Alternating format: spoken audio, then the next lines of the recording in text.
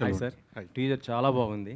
Thanks. మీ సినిమాలో ఏదైనా ప్రతి సినిమాకు ఏదో ఒక ఎఫెక్ట్ అయితే చూపిస్తుంటుంది. సొసైటీ కూడా మీరు అలా చూపించారు.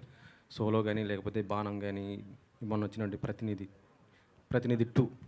యాక్చువల్లీ ప్రతినిధి 2 సినిమా ఎలక్షన్స్ ముందు రావటం వైసీపీ మీద ఎఫెక్ట్ బాగా పడింది అనిపించింది నాకైతే. మీకేమనిపించింది సార్ మీ సినిమా ఎఫెక్ట్? నాకు తెలియదండి, ఎందుకంటే it was too late. Release 2 days ముందు రిలీజ్ అయింది. అండ్ సినిమా ఎలక్షన్ సినారియోస్ మీద అయితే సంబంధం లేదు. కాకపోతే అది కొంత బ్యాక్గ్రౌండ్ మొత్తం ఉంది దాని సినిమా. అంటే 2 రోజుల్లో నేను మార్చేయగలుగుతానంటే 5 ఏళ్ళు మారుస్తూనే ఉండేవాడిని కదండి.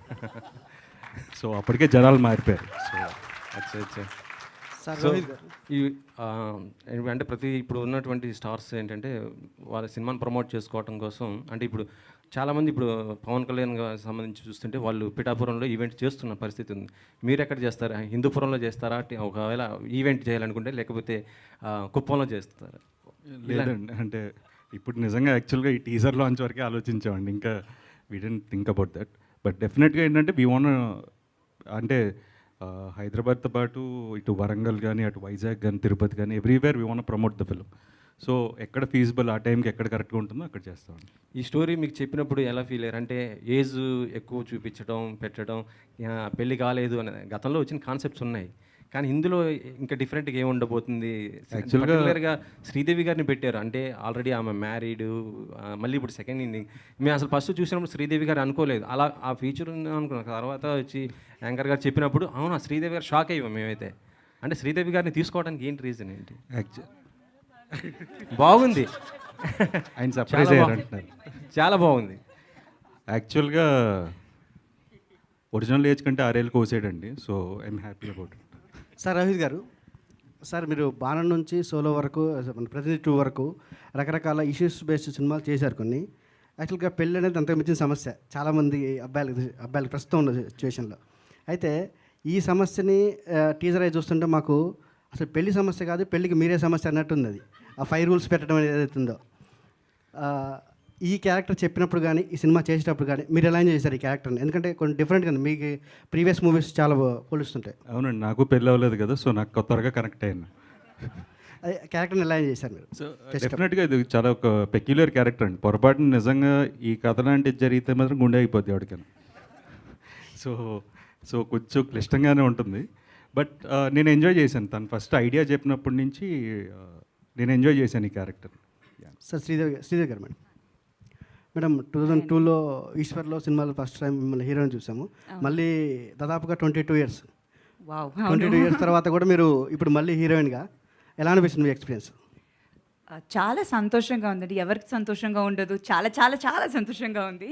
బట్ నాకు ఈ సినిమా ఇట్లా డిజైన్ నేను ఆల్రెడీ చెప్పాను. వెంకీ గారు చెప్పినప్పుడు చాలా ఎక్సైటెడ్గా ఉన్నాను టు కమ్ బ్యాక్. ఒక గ్యాప్ తర్వాత ఫిలిమ్స్లో నేను ఇది కమ్బ్యాక్ ఇచ్చాను. సో మళ్ళీ స్క్రీన్ మీద తెలిసినప్పుడు ఇట్లా ఒక మంచి డిజైన్ చేసి ఇట్లా నాకు క్యారెక్టర్ ఇచ్చిన దానికి I was very happy. So hopefully అది సినిమాలో బాగా పోర్ట్రే అయ్యి ఉంటుంది. మీరందరే చూసి చెప్పాలి. కమ్బ్యాక్ రావడం వేరు, హీరోయిన్గా కమ్బ్యాక్ ఇవ్వడం వేరు కదా. మీరు హీరోయిన్గా మళ్ళీ రీఎంట్రీ ఇస్తున్నారు తెలుగులో, చెప్పాలి ఎక్స్పీరియన్స్ ఎలా ఉంది? ఎక్స్పీరియన్స్ చాలా బాగుంది. అది డెఫినెట్గా బాగుంటుంది. అండ్ మా ప్రొడ్యూసర్స్ బేసిక్లీ చాలా చాలా మంచి ప్రొడ్యూసర్స్ అండి, నిజంగా చెప్పాలి, ఇది ఒట్టిగా చెప్పట్లేదు. చాలా మంచి ప్రొడక్షన్, మంచి డైరెక్షన్ టీమ్. సో ఎవ్వరు ఈ సినిమాలో షూటింగ్ చేసినట్టు ప్రతిరోజు ఒక షూటింగ్ స్పాట్కి వెళ్ళినట్టే ఉండదు. చాలా కూల్గా హ్యాపీగా ఒక ఫ్యామిలీ కలిసి ఎట్లా ఎంజాయ్ చేస్తామో మా స్క్రిప్ట్ కూడా అట్లానే. సో త్రూ అవుట్ ఒక ఎంటర్టైన్మెంట్ ఉంటుంది. సో అది నేను చాలా ఎంజాయ్ చేశాను. ఇన్ఫ్యాక్ట్ నేను ఇప్పటివరకు చేసిన క్యారెక్టర్స్కి ఈ సినిమా చాలా డిఫరెంట్గా ఉంటుంది. సో నేను ఫస్ట్ టైం ఇట్లాంటి ఒక క్యారెక్టర్ పోర్ట్రే చేశాను. సో నాకు చాలా కొత్తగా ఉన్నింది అండ్ బాగా ఎంజాయ్ చేశాను. Thank you. శ్రీదేవి గారు, ఇక్కడ స్క్రీన్ మీద అయితే ఫస్ట్ చూస్తుంటే మీరు అని మాత్రం మేము ఎవరూ అనుకోలేదు. సో నేనైతే ఒక సామెత చెప్పాలనిపిస్తుంది. చెప్పండి. చక్కనమ్మ చిక్కినా అందవే అన్నట్లు ఉన్నారు. సీరియస్లీ చాలా బాగున్నారు, అప్పటికంటే కూడా బాగున్నారు. సో అంటే మీరు బేసికల్లీ సెకండ్ ఇన్నింగ్స్లో నిజంగానే అందరూ అన్నట్లు హీరోయిన్గా రారు. ఫస్ట్ మీరు హీరోయిన్ అనగానే మీరు ఎలా ఫీల్ అయ్యారు అసలు?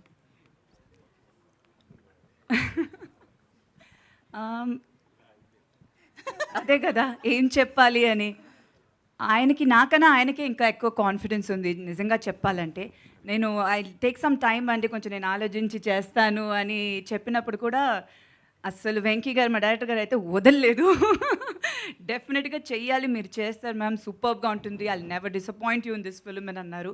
సో ఒక ఫస్ట్ నేను మళ్ళీ సినిమాలు చేయాలి అని, యాక్చువల్లీ ఈ సినిమాని ఫస్ట్ నాకు రిలీజ్ అవుతుంది, మిగతా సినిమాలు చేస్తున్నాను ఇప్పుడు, but still first release I think ఇదే సినిమా అవుతుంది. సో చాలా హ్యాపీగా ఉండింది. యూనో ఫస్ట్ టీజర్, అదే నేను చెప్పినట్టు టీజర్ చూసినప్పుడు కూడా it was nice to see myself back. ఇది చాలా మిస్ అయ్యాను డెఫినెట్గా స్క్రీన్ మీద చూడడం అనేది. టీవీ చాలా మధ్యలో ఎప్పుడు చేస్తూ ఉన్నాను. సో గ్యాప్ అనేది నాకు అంత అనిపించలేదు, because I was always a part of the media. So but film big screen మీద చూడడం అనేది it's something very nice. So అది చాలా హ్యాపీగా ఉండింది అండ్ ఐమ్ బ్లెస్డ్ అని చెప్పాలండి. So thank you so much. మీ అందరూ బాగుందని చెప్పినప్పుడు చాలా హ్యాపీగా ఉంది. So thank you. రోహిత్ గారు, నరేష్ గారు చెప్పండి sir. No two love stories are the same. అవును సార్. మీ ఎక్స్పీరియన్స్తో కరెక్ట్ స్టేట్మెంట్ అంటారా? మీ ఎక్స్పీరియన్స్తో కరెక్ట్ స్టేట్మెంట్ అంటారా?